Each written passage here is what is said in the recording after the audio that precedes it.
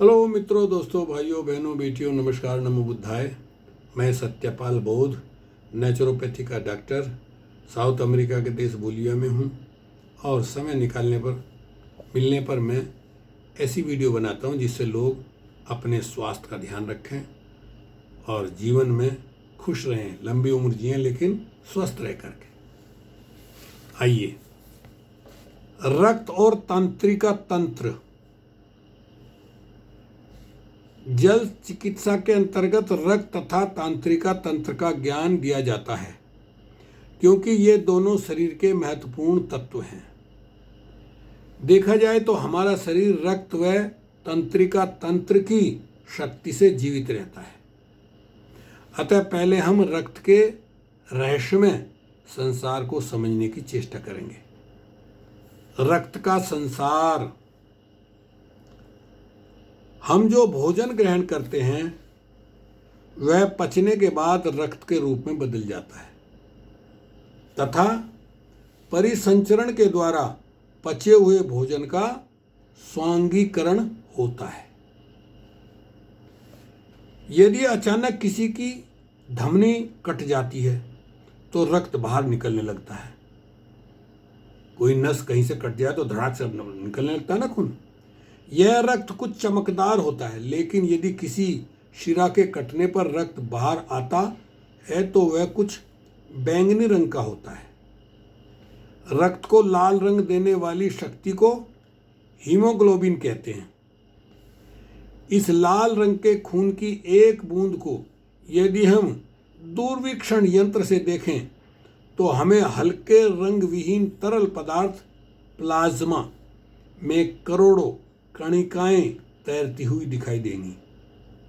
ये हल्के पीले रंग की होती हैं। जब ये जुड़कर समरस हो जाती हैं तो लाल रंग की दिखाई देती हैं। यही कारण है कि रक्त लाल रंग का दिखाई देता है। रक्त में श्वेत कणिकाएं भी होती हैं। लाल कणिका। खून में इनकी संख्या इतनी ज्यादा होती है कि खून लाल रंग का दिखाई देता है। इनका आकार गोल टिक्कियों की तरह होता है। इन टिक्कियों की दोनों सतहें भीतर की तरफ कुछ गहरी और अवतल कॉन्केव होती हैं। ये कण बहुत लचीले होते हैं। एक बूंद खून में लाखों कणिकाएं होती हैं। सोचिए आप, ये कणिकाएं अर्धतल जीव द्रव्य प्रोटोप्लाज्म से बनी होती है। इनमें रंग प्रदान करने वाला पदार्थ हीमोग्लोबिन होता है। इस तत्व में लोहा अधिक पाया जाता है। यह ऑक्सीजन को अपनी तरफ खींचता है। लोहे में ऑक्सीजन के साथ संयोग करने की शक्ति होती है। जब खून फुफ्फुसों में तंतुओं से होकर बहता है तो तंतु ऑक्सीजन ले लेते हैं और उसे हीमोग्लोबिन में बदल देते हैं। इस प्रकार इन रक्त कणिकाओं का मुख्य कार्य फुफ्फुसों से ऑक्सीजन शुद्ध वायु लेकर शरीर की कोशिकाओं तक पहुंचाना होता है।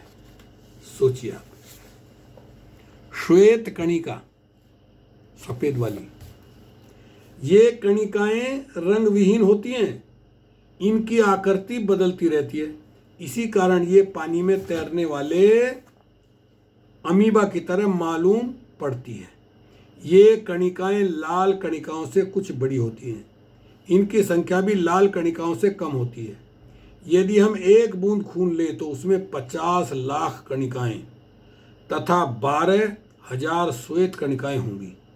ये कणिकाएं बड़े मुलायम पदार्थ से बनी होती हैं, इसलिए ये आसानी से रूप बदल लेती हैं। मुलायम होने के कारण ये संकरे मार्ग से होकर निकल जाती हैं। इसी कारण ये शरीर के प्रत्येक भाग में पहुंच जाती है। इन कणिकाओं में हीमोग्लोबिन नहीं होता, इसलिए इनके द्वारा शरीर में ऑक्सीजन नहीं पहुंचती।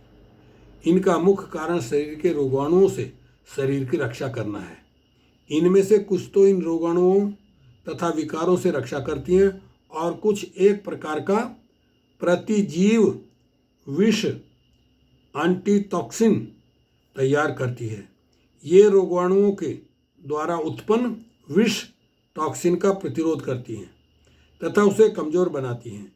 जब भी रोगाणु शरीर के किसी अंग पर हमला करते हैं तो ये श्वेत कणिकाएं तुरंत वहां पहुंच जाती हैं और उन हानिकारक रोगाणुओं को खा लेती हैं तथा विकार को भी पी जाती हैं।